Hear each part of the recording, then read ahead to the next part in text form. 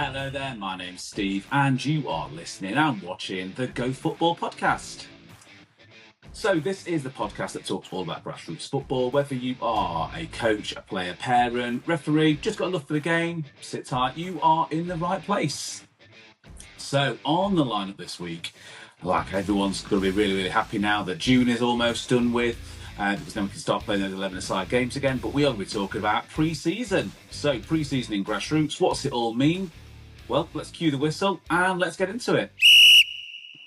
So football players and also football coaches, you will know the most important thing about pre-season isn't the fitness, it isn't the tactics, it isn't even getting the games in. Most important thing about pre-season is making sure you have your kits ready for your teams on those first days of either training or those games, which is great, which is why I'd like you to go over to Rush Sportswear. So they have lots of different kits in stock. They've got lots of different kits that you can also pick from. Some of them are custom made, like this one's been custom made too, but you can just choose the colours, you can choose the styles, you can choose all the different things. And just make sure that if you head over there now, and I'd like you to head over there and go and look at all the different options that they've actually got, you'll be able to get them delivered for your pre-season and your pre-season games. All the links are going to be in the bio, so just click on one of those, check out Rush Sportswear, and let's get into the episode. Pre-season. So pre-season time, isn't it, everyone? So yeah, with pre-season, it's one of those tricky things, like what do we need to do? How do we need to do it? So, sometimes this is the time where people are moving around. So not just also players as well. There's a lot of full teams that are moving around in grassroots too. So by the way, if you are watching on the YouTube clips as well, and you can see this little thing here, it is just a microphone as well on the green screen. It for some reason, it keeps flicking in and out as well. So please don't look down there. I'll try and cover it up a little bit too. But yeah, let's just go back to the pre-season. So yeah, with pre-season, it's a lot of moving around for a lot of teams, a lot of players, a lot of parents, a lot of coaches. A lot of different things are happening. Some teams will be having trials, some teams will be having open days, some teams will also be having, just general recruitment, as some teams go from 5v5 to 7v7 and 9v9s to like 11v11s. Everyone's moving up, which means that they're probably going to have a few extra players. It means that they're probably going to have to do a little bit more recruiting. It means that they're going to have to make sure they've got a team that's okay to play for the whole season. So if they have to do that, what do they need to do? But importantly, what are a lot of coaches looking for? And also, what should players really be looking for with their coaches and their teams? Look, there's a lot of different things to really go to dissect here as well. So let's start with a couple of bits as well. So why do we even play pre-season games? Well, look, there's a couple of reasons why we want to play pre-season games, and let's be honest, everyone wants to play games. The training is one thing, but obviously everyone generally, they just want to go in there, don't they, and play games. So it's really important that you can get those in now, and they're kind of friendly games, but need to be used in the correct kind of way. I mean, a lot of the time they're there to shake a bit of rust off, kind of improve fitness.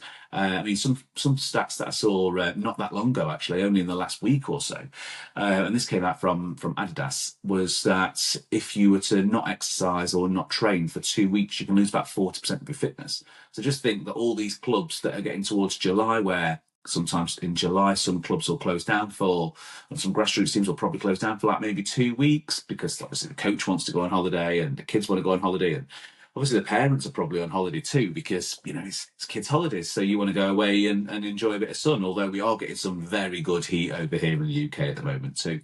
But I think that with these other games, why are we trying to play these games in pre-season? Well, look, it helps build a little bit of chemistry. It helps us see new players that are coming in, and it helps us make some choices, as parents, as players, and as coaches, as to what we want that team to go ahead and look like for the new season. So, I think that they're all really good things. We can play without the pressure. Like the pre-season games are there to test different things.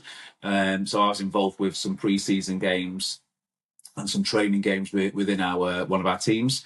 And we looked at some different styles of play. So we played in quarters so that we could just try different things. And it was really a training game, really. What we were really looking at is, can we high press? Can we low block?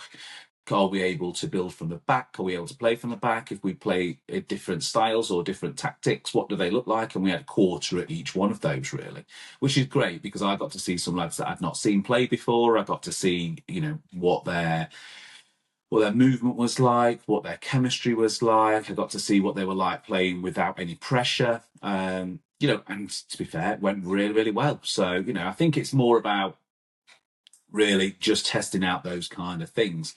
You always kind of see that people want to play different styles. And sometimes as coaches, sometimes we also need to admit that the players we've got probably don't fit the style of football that we were maybe looking for or maybe looking to play or would normally have been playing previously. So we need to also think about, do we need to change those kind of things too? And that's what pre-season games are all about, really.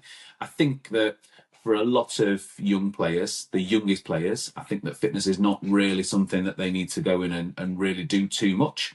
The older players that are playing maybe going into nine-a-side or at the end of nine-a-side, should I say, and more going towards the 11-a-side, then possibly, if you've got sort of like 14, 15, 16, maybe even 17-year-olds as well, maybe pre-season is something that will be good for them to do. However, not the be all and end all if they don't really do it. That's what these pre-season games are there to kind of help. And also the pre-season training is there to help too. So, I think that with the pre-season, what are they all about? What's the objectives from them? Well, let's say identify who's ready, who needs more work. Like we can identify that really. And I think a lot of players will be able to identify if they need a bit more work too, especially if it's going to be along the lines of their fitness and, are they only managing 10, 15 minutes before they're asking to be subbed off? If they are, then probably more than likely probably need to look at like fitness a little bit during pre-season and, how they can like use that time that they've got in pre-season and maybe some time off school to maybe just do some exercise just to keep in nice and fit to be able to go into some games. But with these games, they should be completely non-competitive. They should be more about looking at lots of different things. I mean, just look at some of the tactical objectives that you can also get. And for coaches, playing out from the back, it's a great time to be able to play out from the back. You get to play with your whole team. If you've got a team of, let's say you've got an 11-a-side team and you might have 15 or 16 in your team, then the chances of you ever playing another or 11v11 in training pretty slim because you just don't have the players for it. You're borrowing players from another team to come in just to be able to run a training session as well, which is generally hard work. So yeah, in these training games, it's great to be able to do that. So you can learn how to play out from the back and how we can get it all the way through the rest of the team. We can see everyone's movement as opposed to 11 players playing and maybe 5 that are pressing the ball or working as an opposition just to get the ball out. We can give you some, realistic views. We can also look at things like I've mentioned before as well, like a high press. Can we just spend some time playing a high press, see what that looks like?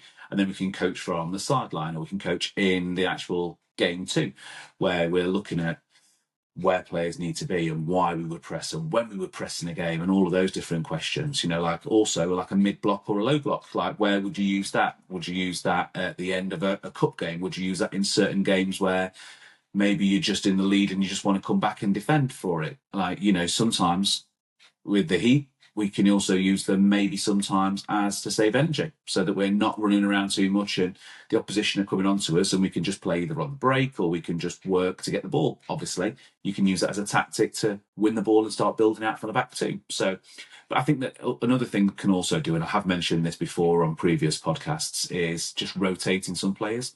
Pre-seasons will give you that opportunity to just go ahead and just go and rotate a few players and try some players in different positions. So if you've got a player that's in a position and they're always asking, can I try this? Pre-season is really the time to go and see if they are able to do that. And I think for coaches, it's great to be able to do that because then if that player does work really well, one, you know about it. And if it's not so good for them and you think that there's a better position in there, especially at the 11-a-side, maybe we can put them into that and talk about those things as well as like football development and can we develop the players into that kind of way. I think that's really able to do. And also, we can look at things like communication and leadership on the pitch, like who's got the louder voices, who's able to command, who's able to dictate a couple of the games, who's able to be the actual real communicator, the little metronome that you've got in between all the players, keeping things going. and keeping things moving for the team, and just communicating so that if we are going to be changing tactics partway through a segment, whether that's first half, second half, and generally most changes come in the second half, don't they? Because that's when we know what the game's going to be like. Who's the one that's going to be out there controlling, commanding, and talking through the game to the rest of them? Who is everyone looking for a bit of support on the actual pitch? You'll see all that from these games, and I think that's really, really good. So what are coaches really looking for? So this one's just for the players and parents. This is what I think a lot of coaches are looking for. But coaches, just also, you're able to just come in whenever you want to as well. Just email me at gofootballpod@gmail.com if you've got any other things that you're really looking for. The thing that a lot of coaches are really looking for is work rate and attitude, because with attitude, we can't really train someone to have a good attitude. So if you've lost the ball and we want to win the ball back, is it arms thrown up in the air? Is it sad faces? Is it shout? Is it do all those other things? If it's all of those things, or is it, do I want to win the ball back straight away? Is it a good work rate? Are we getting players that are making recovery runs when we need to make recovery runs from, midfielders? Are they actually the ones that are coming back? Is that a good work rate and a good attitude? That's something that coaches will definitely notice and will definitely want to have in their team. So I would definitely say, if you're going to a new club, you're going to a new team, and if you're in an existing team as well, you've got new players that are coming in as well, work rate and attitude are going to be great sort of things for you to consider and think about and also have, because a coach can't train you to have a good attitude. All they can really train you is how to touch the ball, what the tactics are like, and all the rest of the things too. But I also think that what coaches are also going to look at is the adaptability to some kind of new roles that they've got, especially if you're moving age groups and moving formats. If you're moving from a 9v9 to 11v11, or maybe the coach has come in and decided that you're going to play a different format and you're going to play a different formation. They're going to be looking at the adaptability of the roles and where they can use you in the actual game to make sure that, if there's ever a chance that we need to, two players that always play centre-back, just not available this week, who's he going to put in there as well? Someone on the left wing, which is always a bit of a sticking point. Always on the left wing seems that position that is a bit harder to fill sometimes. Then we'll be looking at who can adapt into those kind of roles. And the same as maybe you're playing with two strikers. Maybe he's going to play with a striker and a cam, or a false nine or someone like that. So, or maybe going to play with a straight up number 10 instead. Who's that player that's going to come in there too? I think that fitness levels are obviously something that coaches will look at, because if you've only got to go to a session for, let's say you've got an hour a week with the team and the coach can't possibly spend 40 minutes on fitness just to get you through one half. So, if that is the case, that fitness is something that you're struggling with as well, your coaches can't always help with that, because the sort of stuff that they're going to be doing is not always going to be fitness based throughout the whole session.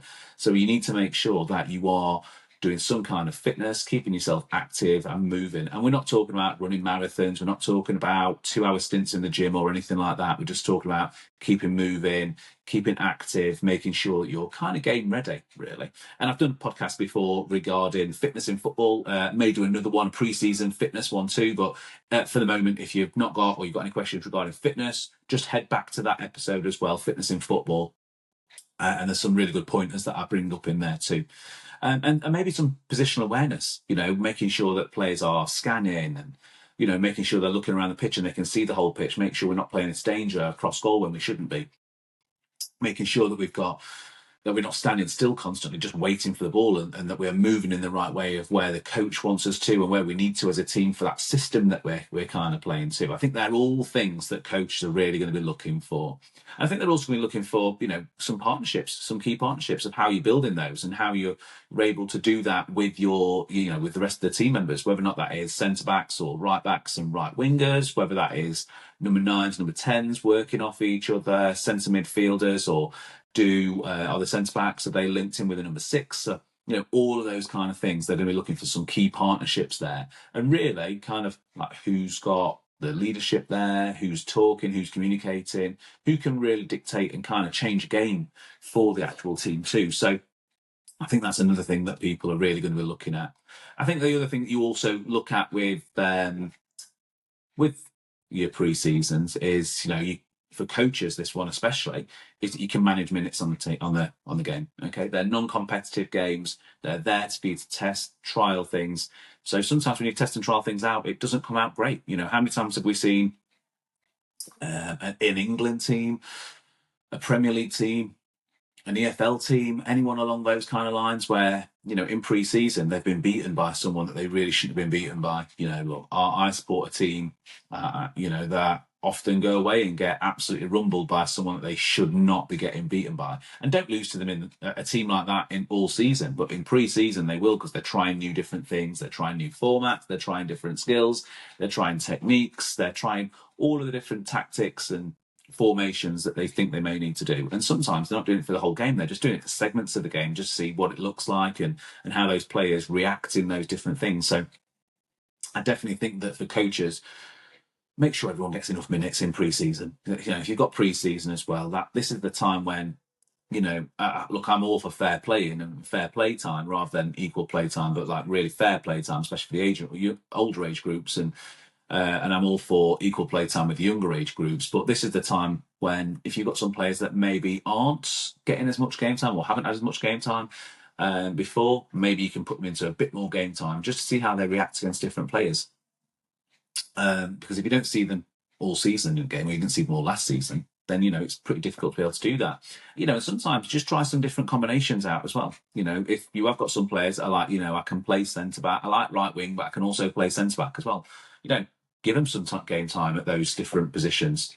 Rotate them a little bit round, but not just rotating for a reason. Just rotate them because they're saying, I'd like to kind of play there. Like a lot of people always say, like, I'd like to play striker, I'd like to play further up the pitch, rather than playing as a CDM or a centre back. No worries, give them a chance.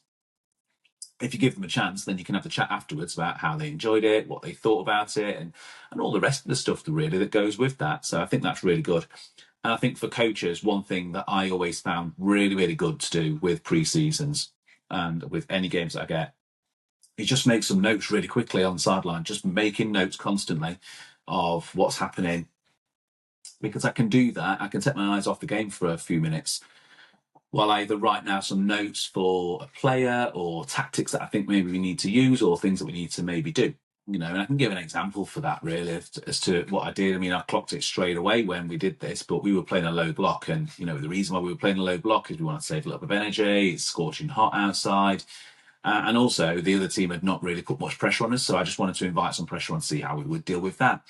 And a lot of our movement coming back into that low block, we weren't really in shape. Our shape was pretty bad for it. So I'm just going to do a training session on it. And that's the kind of thing that we should be able to notice, identify and go, that's what I need to practice on. Sometimes finishing hasn't always been the best. So what do we need to do? Well, we'll probably need to add some finishing training in there too. They're all different things for us to do. But this is really where you can test your mechanics. These kind of sessions, test your mechanics. You can test it for other things too. It's not got to be all about open play. You might have done some set pieces. So this is the time again to practice your set piece routines where you can do that in an actual game where people don't know what you're doing. Because if you do it in an actual training session, the whole team know what's going to happen. They know if someone's going to run over the ball. If you're going to play it short, they know that if you're going to take the shot, they know if you're going to do something different in there. They kind of know that. Whereas if you've got a pre-season game as well, they're not going to know what you're doing as well. So don't do it against anyone that you're playing in the league, right? Try and find someone else to practice against, so they won't know in the league too. But it gives you a chance to practice those kind of set piece routines as well. And you might be, when we're talking set pieces, we might also be talking about dead ball situations. So we might be looking at things like corners. Are we going to be doing short corners? If you're going to be playing short corners, maybe do we have 2, 3, 4 different routines or practices that you've got in that kind of scenario where we've got a corner? Maybe we send one player out, maybe we can send 2, maybe we can massively overload, maybe we can play short and play with 3 in the corner as well and see if the other team drags any players out of the area, especially if we want to be able to put it in that area as well. So can we do that? But we can also manage reactions to conceding goals. We can look at attitudes in there as from your players and how you might be able to get the best out of your players if we do concede or you do concede in the game. You can also help to manage kind of your tempo. So you can say to people, the players, you can kind of say to them, right, this is going to be really high tempo as well. We want really, really high tempo. We're going to dictate the tempo that's going on here. And then you might get another one saying, like, we want to slow it down. We need to slow the game down as well. How do we slow the game down? they're all tactics that you can use and really good for pre-season games. Just prepping for the season ahead with you, really. I think that pre-season, it's all about getting your team together. It isn't about winning. It's very much, obviously, look, you can't win trophies in July for a league. You can't. You've got to go the whole season before you get there. So if it is, doesn't really matter if any of these get lost. You're not getting points for them. Just score lines don't really matter. But are you getting all of the key things that you want to get out of your game? Are you getting enough minutes out of your players? For everyone? Are you test them in new positions if you need to be able to do that? Are you able to move them around in case? Because there is going to be situations where someone's ill, someone's sick, someone is injured, someone needs to move around, whatever it is. Are you moving all your players around to be able to do all of that? And that's a really good thing for you to be able to do in these pre-season games. Because like I say, look, no one's winning their league in July or August, I mean, some of their younger seasons as well generally finish around February, March, but I think they're going to go on quite a lot longer, aren't they? So look, that's a couple of things that I think we should be doing for pre-season. Like I did say at the start, to make sure you've got your kits ready, make sure you've gone and got all of those things too, so that you all look nice and professional and that everyone feels like they fit in when they first turn up. But yeah, some key takeouts for this then really is coaches, just try different tactics, look at your players, try and give them all enough minutes that you can make good assessment on their playing ability and where you think they might play. And look, if they're playing in centre mid and you don't think that they're playing that well in centre mid as well, but you think that they could fit another position as well, have the little chat with them. Don't leave them on the guessing game of like, am I going to play, or leave them on the sideline just thinking, when am I going to get back on? Is it only when this happens? Just try and involve your whole team. That's what pre-season's for. You can try people out. There's many a times where I've had players where I tried them in another position and then thought, wow, you're amazing at that position as well. Like, what do you think about it? And they've really enjoyed it too.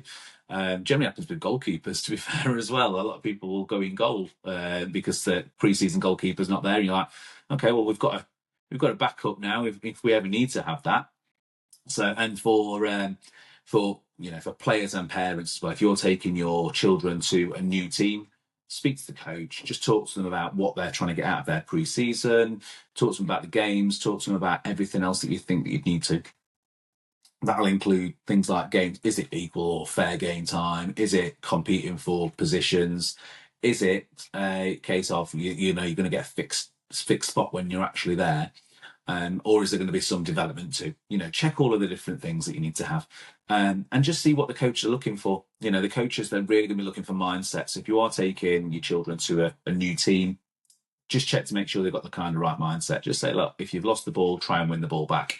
If you lose the ball, don't throw your hands up. Just have a good mindset, have a good attitude. The coach will notice that more than anything else. And that's why, like I say, one thing coaches can't train. They cannot train you to have a good attitude and to listen. If you can do those things of just listening, have a good attitude, have a good work rate, they would rather have that in the team than the more technical player that doesn't listen, doesn't want to do anything, is throwing his arms up every time they lose the ball, lose their head, all of those kind of things. Although coaches, if you do have a player like that, you can manage that player still. You can still manage them, even if you can't change everything about them. You can still manage them by, positive reinforcement of how to play or what they should be doing, or that it doesn't matter and they can do it next time, and it's a training practice for them as well. So some key things though for players: make sure you stay active, make sure you stay fit. Don't turn up to the pre-season games after not running for a few weeks and being an all-inclusive holiday and just laying by the pool for a fortnight and then not doing anything the week before because there was no training on, and missing a couple of sessions here, there and everywhere, and then going back and then wondering why after 10 minutes you're absolutely struggling. So yeah, if you want to go back, listen to that other podcast that we've also done just regarding fitness in football. I put some more stuff onto my socials regarding fitness and how to stay fit and how to stay active. But this one has just been a really quick one, just talking about pre-season and pre-season for coaches and also players. Hopefully just to give you a little bit of an advice on the coaches, obviously what you're looking for as well, and what you can maybe use to get out of your team and what you can do with your team, and also players and parents about what to really expect when you go and what a coach may be looking for in your child and the other players that are also there. So until the next time, look, I'd really appreciate it if you could go. Actually, before I do go, if you want to get in touch with us, then just go to gofootballpod@gmail.com. Just email in Let us know what your thoughts are on pre-seasons. Please head over to Rush Sportswear, where you can go and get some nice kits, and you can get them all delivered before your pre-season too. And if you can go through any of the other socials, that'd be great. You know, we're on Spotify, Amazon Music, Casterbox. You can find us on YouTube. You can get us on TikTok, Facebook, Instagram, X. You can get us on all of those things as well. We're absolutely everywhere as well. So, please head over there. And also, if you can just share this with someone else, that'd also be great, so that we can get some more people involved and maybe some more people emailing in on the things that they want to hear about grassroots football. So until next time, thank you very much for listening, and we will see you next week.